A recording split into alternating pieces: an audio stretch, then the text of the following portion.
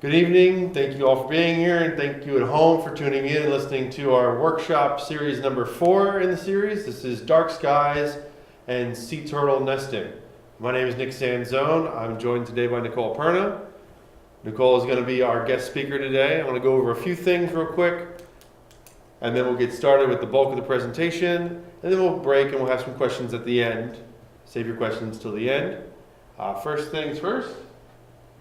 Workshop is workshop number 4, Dark Skies and Sea Turtle Nesting. So again, presented by the City of Satellite Beach as part of our Sustainability Action Plan workshop series. This series of workshops is part of the larger Sustainability Action Plan. We have workshops throughout the year. There is a flyer that's provided on the sign-in table just behind you. And we'll go ahead and get started. Basically, the plan was created May 3rd, 2017 of last year, and it broke up into a number of different categories. It was created by the city, FIT, and Rochelle Lawndale. The plan is built environment, land and water systems, energy and transportation, community outreach, and quality of life. This goes into the community outreach and quality of life category. We are trying to,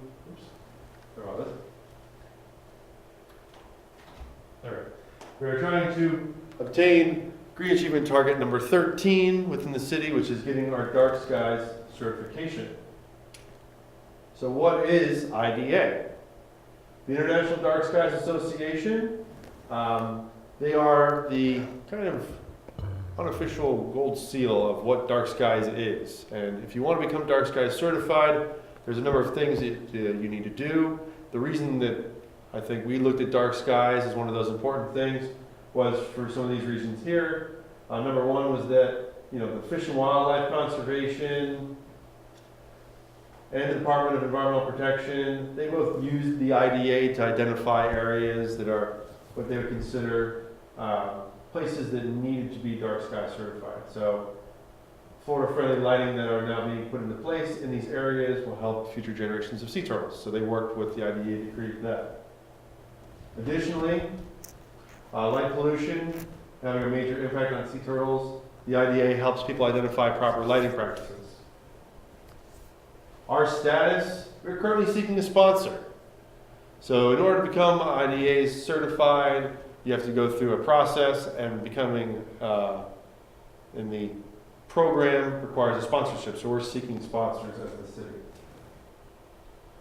Some quick lighting basics that Nicole will, of course, go over in more detail is basically you only want lights to be where they're needed.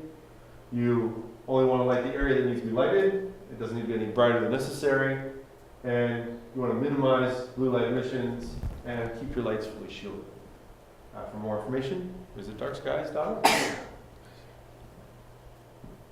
Just jump back there. So we already did that one. And basically the idea behind this workshop is that everything is connected, and that's why we're connecting Dark Skies and Sea Turtles. Because for billions of years, all life has relied on the Earth's predictable rhythm, the rhythm of day and night. And basically the plants and animals depend on Earth's daily cycle, this daily cycle of light and dark, give that rhythm to govern the life-sustaining behaviors of all life on the planet, behaviors such as reproduction, nourishment, sleep, and protection from predators. Some scientific evidence suggests that artificial light has a negative impact. We can see that within the species of sea turtles directly. And artificial lighting disrupts the world's ecosystems. It's going to be an overarching concept. So with that, I will pass it off to Nicole from the Barrier Island Center to talk more about sea turtles and dark skies. So I'm going to start out by just talking about sea turtles in general, some of their characteristics, and then how light and other types of threats are having an impact on the species and what we can do as citizens to take steps to reduce those threats. So I work with the Sea Turtle Conservancy in Brevard County, and I work down in the Archie Carr National Wildlife Refuge. The refuge was founded back in 1990, but it was named after Dr. Archie Carr. He founded the Sea Turtle Conservancy back in 1959, and it's the first sea turtle organization that was created to help protect sea turtles. He was the first scientist who really realized that sea turtles were having a problem, their populations were really starting to decline, and actions needed to be taken to protect them. So in partnership with UCF and the Environmentally Endangered Lands Program, the Barrier Island Center where I work is an educational center and facility that teaches people about sea turtles. So if you want to learn more, you want to see hands-on exhibits, if you want to go on a guided sea turtle walk, you can come and visit us down in South Melbourne Beach. But it's a partnership down in the refuge. UCF does all of the sea turtle research and monitoring, and then we provide the educational elements for our citizens. So what is a sea turtle? So we do educate a lot of kids, and it's really interesting because you get a lot of different answers for this. It's not so clear-cut for everybody, but they are air-breathing reptiles. They're one of the very few marine species that are reptiles, besides marine iguanas and sea snakes. And so they're really important indicators for our marine ecosystems, especially our coastal and waters that are close to us. So if we're seeing diseases and problems in the populations found there, then that's going to be an indication for us that our water quality and maybe the health of the ecosystem that they're living in is having an issue. So they're really important indicator species. So we have 3 different types of turtles that nest here, and nesting season has really just begun. May 1st is the official start of sea turtle nesting season. So all of the lighting things that we're going to be talking about are important to start implementing as soon as you can, because the turtles are coming. So we want to make sure that we provide a good, safe, healthy habitat for them to come to. And so leatherbacks actually started nesting in March, but our nesting numbers for them are pretty low. But I'm going to talk about each species individually. So 90% of all the sea turtle nesting that happens in the US happens in Florida. And about 40% of the nesting in the state happens in the refuge. So the refuge is a really important, densely nested beach. More important basically than almost any other place in the world, especially for loggerhead sea turtles. But we do get some leatherback nesting. We've only had a few nests so far, but they'll continue to nest into the early summer. And they just get here a little bit earlier. They're much, much larger than the other species of turtles that we have. This is a leatherback skull, a replica, and it's got a hooked beak in the front. And this is because of the type of food that it likes to eat. Does anybody want to guess what a leatherback might eat? Jellyfish? It is jellyfish. So those guys are slimy and slippery, and so there's no way, they don't have hands, they can't just shovel them into their mouth. So they're going to be kind of biting through the water and trying to grab onto that slimy jellyfish. And so their beak helps them to do that. And you can see their track in that photo, how wide it is. You can't even really stretch your legs across it. It's so big. It almost looks like a piece of equipment has driven up onto the beach. So green turtles are the second most common species that we have, and they are much smaller. This is a little green turtle skull, so you can see the difference in size. They're much, much smaller. These leatherbacks get to be over 1,000 pounds. Green turtles are typically about 400 pounds, so they're still big, but they kind of have tiny heads. And that's because they don't really need a big jaw or a lot of muscle to eat the food that they like, which is seagrass and seaweed. And so because of this, we actually find them not just on our beaches and in the Atlantic Ocean, but we have them in the Indian River Lagoon. They return here as juveniles, and they're here all year round for many years. And then lastly, we have loggerhead sea turtles. So these guys have a pretty huge head, and that's why they're called loggerheads. Their heads are almost like a big log, and they have this whole area here for a lot of muscle to attach to, and that's because they need really strong jaws to be able to eat lobsters and crabs, conchs and shells. And so each species is really adapted to their diet, and they're found in different habitats because of that. These guys are going to be found more on reef and hard structured places where all these critters are going to want to be hiding. But loggerheads are the most common species that we have nesting on our beaches, and I'll give you an idea of the difference in their tracks. So if you go out on the beach in the morning and you see that a nest has happened and a track has come up, the tracks are going to be distinct to the type of turtle. So if it's a smaller track, only about 2 feet wide, and you're going to see these curvy commas that are going to be alternating, that's going to be a loggerhead sea turtle. If you're going to see more symmetrical tracks, where the turtle is essentially going to be using all 4 flippers at once to crawl up from the water, that could be a green turtle or a leatherback. The leatherback is going to be much wider, and the green is going to be smaller, but about 3 feet wide for the green turtle. So there could be false crawls out on the beach. That's when the turtle comes up, doesn't decide to nest, and goes back into the water. A lot of times it's kind of like a U-shaped. And then this is what a typical nest looks like. So the turtle has come up, deposited its eggs here, camouflaged, and then headed back into the water. And so they take a lot of time to do this so that predators on the beach won't discover their eggs, sniff them out, and find them. So it can be difficult the next day to figure out if the turtle actually nested or where that nest may be. And I have a super short little video of a turtle nesting. And so this was done with an infrared camera because there's no lights that are allowed on the beach at night. That can frighten nesting females and it can disorient the hatchlings on the beach. But you can see she has a little contraction and then a few eggs will drop down. And so if you're wanting to see this and experience it, you can go to conserveturtles.org to register for a guided sea turtle walk. We bring the groups down when she's at the correct stage of nesting, and then you're able to see her deposit her eggs, camouflage her nest, and head back into the water. So a lot of people want to do that on their own, but you can disrupt the turtles that are coming up the beach. So we definitely recommend you go on a guided walk. And the walks are filling, so if you're interested, register now. So she's going to fill that egg chamber all the way to the top, about 100 to 150 eggs, and then she's going to camouflage it and hide it.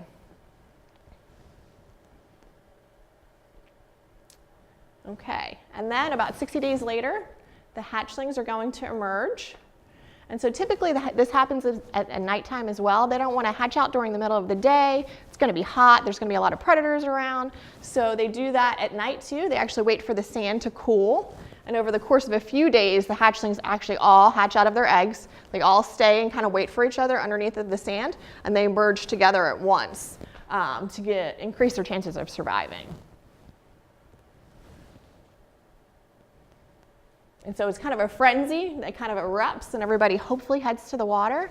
But in a lot of places where there is a lot of visible light shining down onto the beach, the hatchlings will not head to the water. They will head the opposite way. And so this is one of the things we're really trying to prevent. Because once they head the wrong way, they're easily picked off and eaten by predators, or they dry out and die, or they wander into roads, things like that. So this is the nesting that has happened in the refuge since 1989. That's when UCF first started documenting all of the sea turtle nests. And so leatherbacks have an up and down years, high and low years. The last year that's on here was 2016. So this is typical. They take a break. Loggerhead nesting numbers are a little bit different. You don't really see that break in their nesting, but they were seeing a really big increase back in the 90s, and then they saw a decrease through the 2000s, and everyone was really pretty worried that they could possibly become endangered. Right now they're threatened, but their population and their nesting started to pick back up. So you got to look at things over a longer time scale sometimes to understand what is going on. But these guys, because they forage and eat different types of food, there was a lot of concern about bycatch and them being caught too much.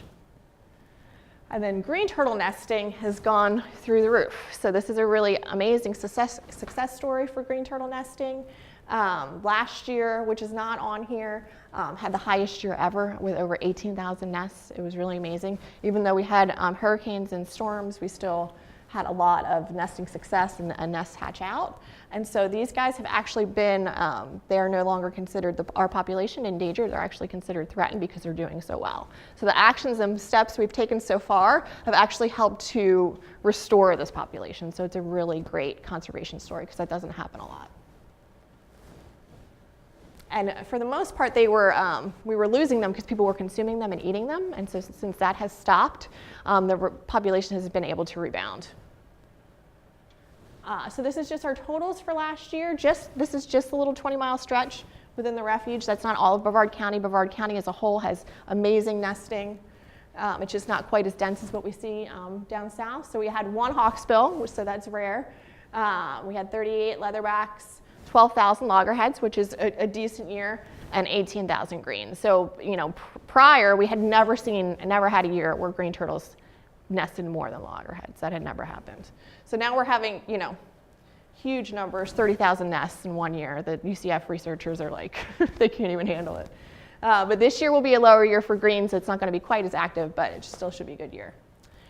So all of these eggs are being deposited, all these hatchlings hopefully are hatching out, but they are not all going to make it. So it's only about 1 in 1,000 turtles will make it from a hatchling to an adult. So lots of things are happening, weather events, of course, whether it's storm events that wash out nests or even cold stun events that can impact sea turtles and cause them to be cold stun. And if the temperatures get low enough, they can die. And, you know, we get a lot of good information when that happens, when they strand, because we're able to tag a lot of turtles and see how big they are, see how the population is doing. But it does take a toll on the species.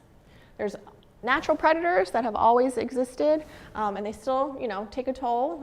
In some areas, raccoons can cause a lot of nest depredation. Luckily here, our population of raccoons is pretty much under control, so it's not too bad. But birds, crabs, sharks, pretty much everything eats baby sea turtles. So, and they can dig up their nests too.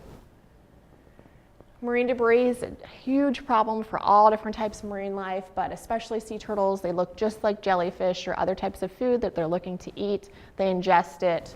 It makes them very ill. This is one sea turtle here, Little Crush.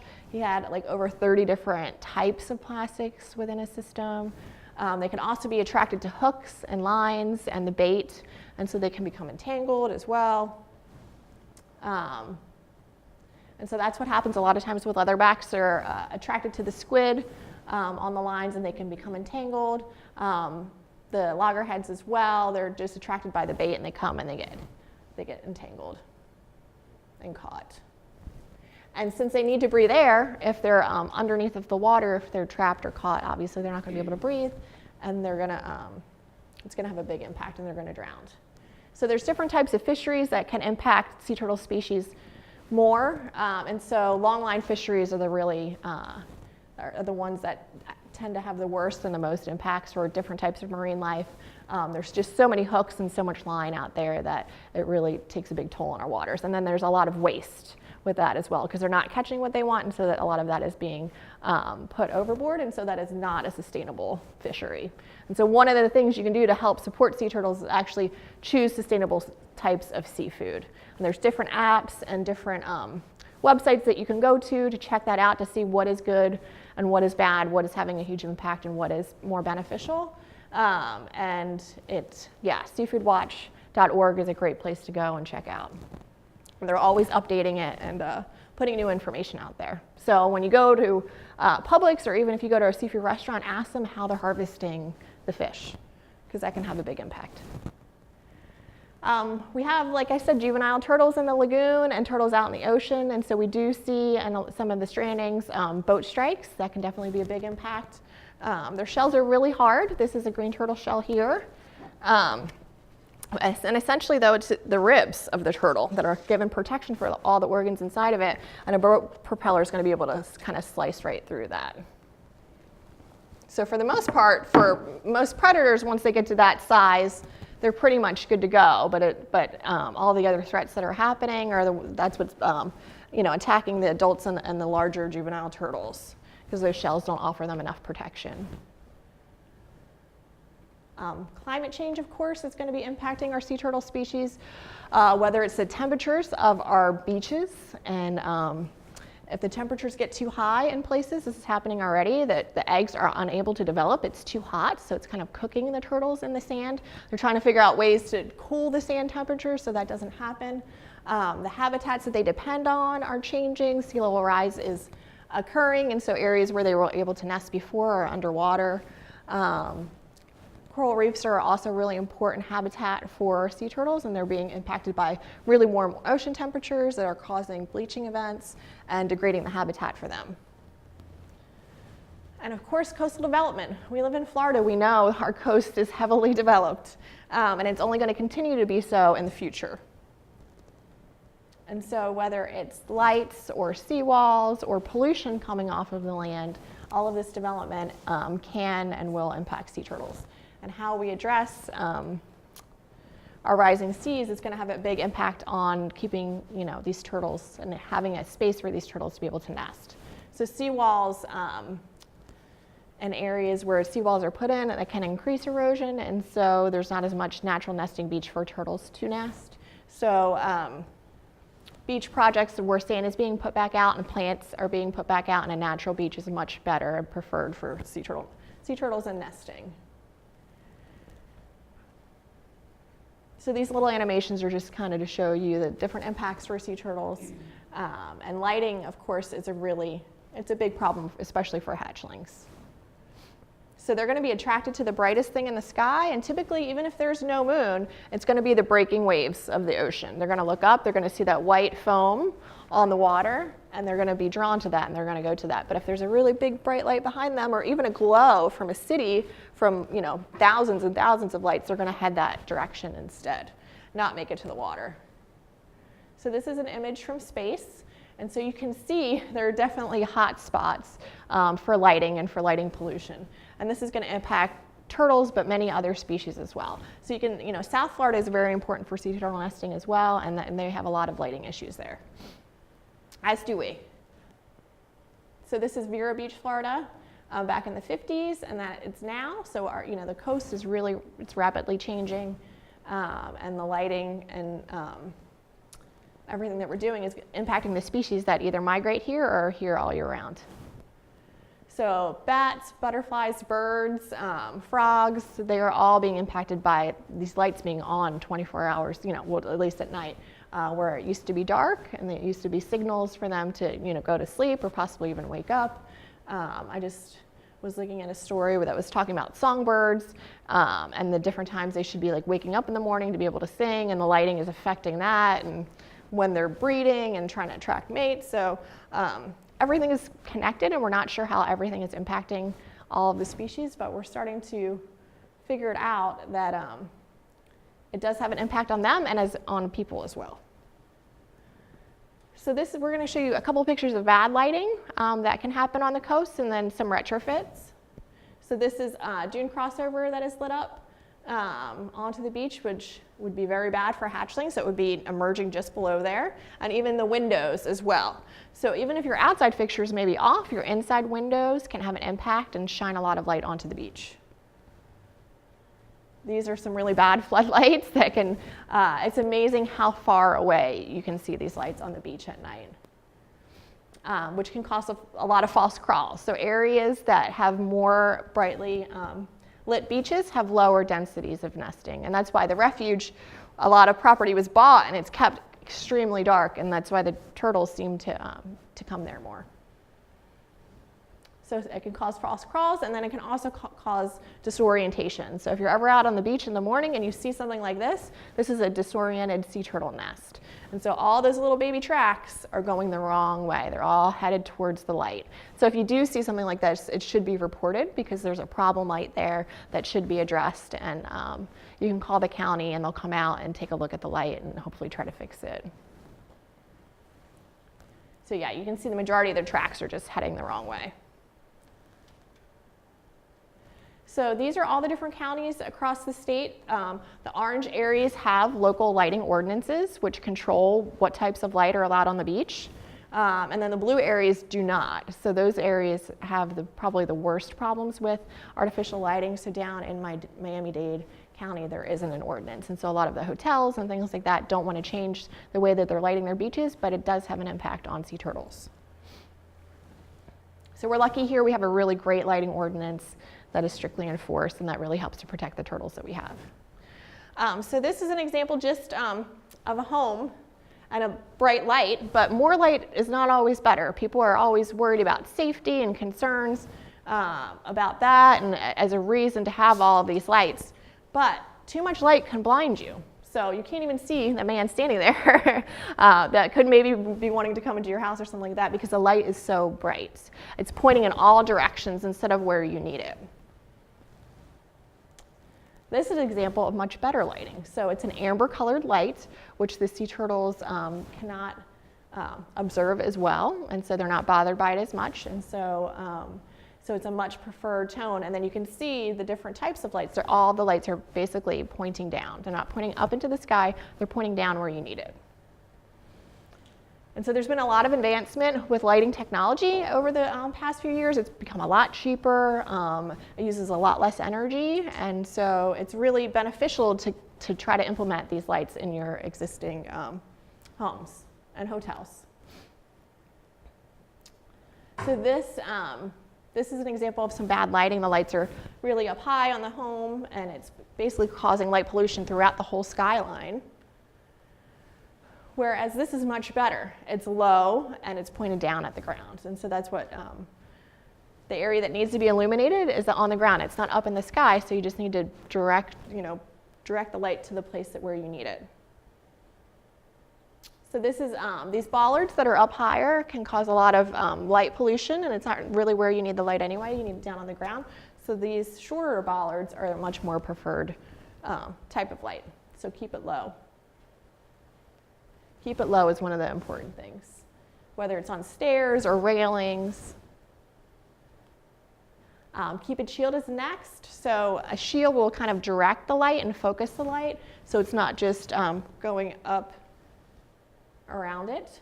So fixtures are great, and it's kind of an easy solution for existing lights. You can get shields to go wrap around the lights that just point the lights down. You don't have to completely replace the light. It's a cheaper option. So these are just different types from very bad to best, and there's different cutoffs and shields that you can use to implement to try to control the scope of the light. Here's another project where it's the amber LED lights, and they're all kind of focused down, so you have plenty of visibility, but it's, the light pollution is not going up into the sky, which is going to be impacting all of the native species. And so this just kind of shows you how sea turtles are attracted to the light. So the blue spectrum of the light, they can see much better with their eyes. Their eyes are adapted to see that blue light. And their eyes are not really adapted to see the red light, and so they're not really attracted to it. So as soon as you get into that yellow to red spectrum, they're not really attracted to that light anymore.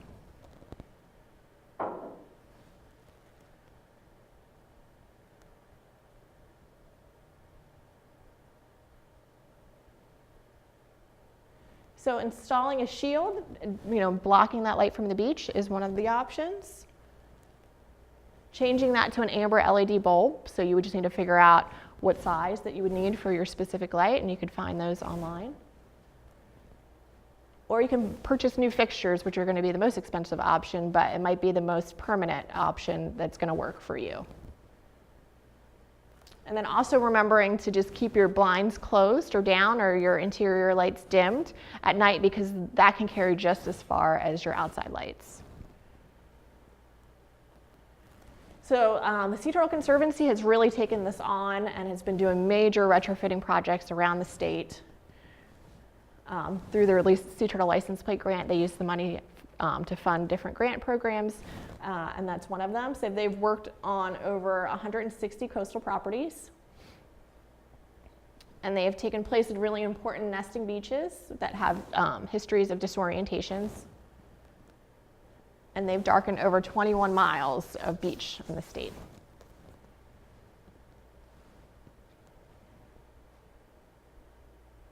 And they have plans to do a lot more. So this was a project in St. George Island, and you can see the average disorientation rate was 50%. That's really high.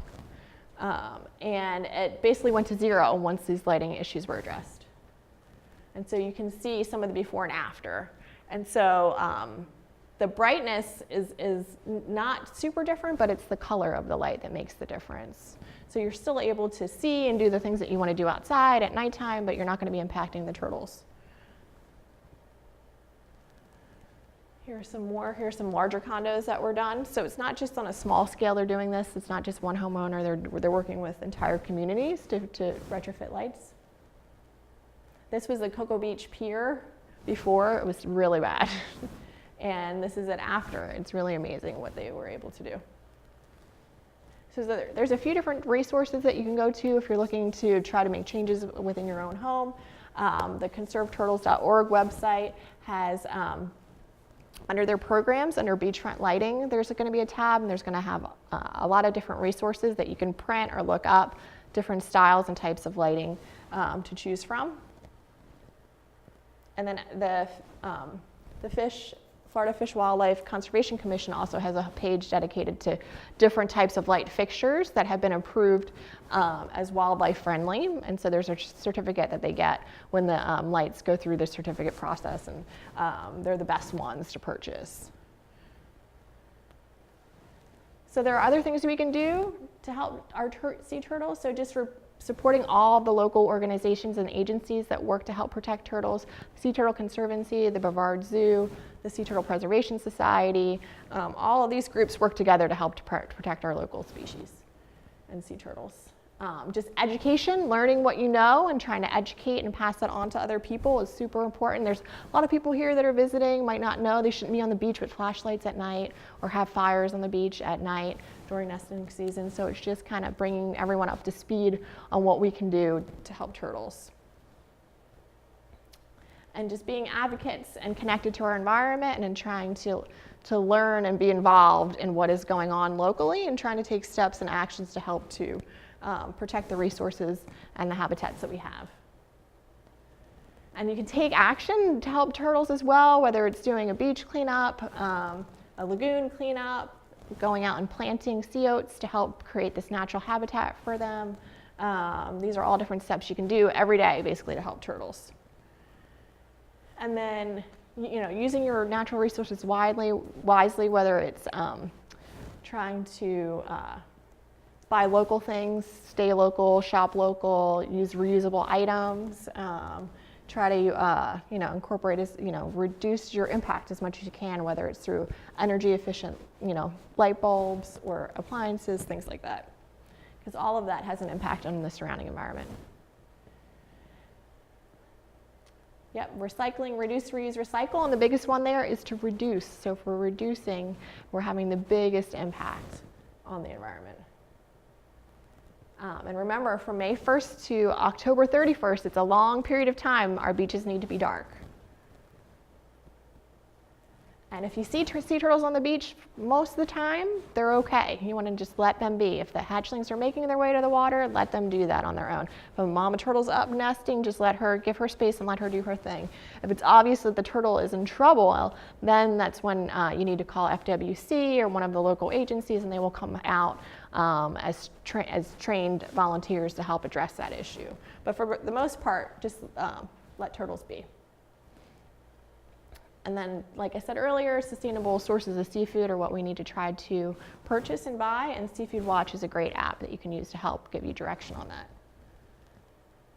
And then just remember to try to just leave our beaches as natural as possible. Don't leave things down on the beach that the turtles can get caught up in. They have no reverse, so once they go forward, they can't back it up, and so they can easily get entangled in things that you wouldn't think they would be able to. But also, if you're digging and making sandcastles on the beach, collapse those, flatten the sand back out, because a small hole can be a huge hole for a small sea turtle. All right, and that's it. Does anybody have any questions? Go ahead.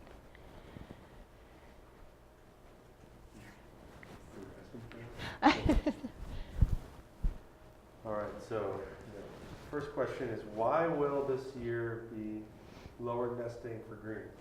So they have alternating years. So the turtle population itself, they don't all nest every year. They take time off because it is a strenuous process for the turtles.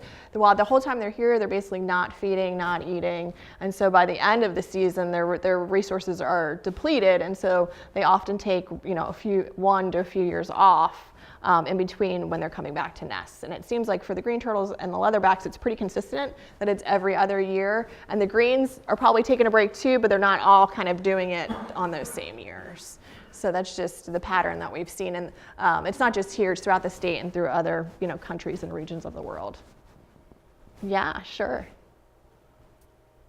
Well, thank you, everyone. If anybody wants to learn more about sea turtles, you can come visit us down at the Barrier Island Center, or you can go to conserveturtles.org.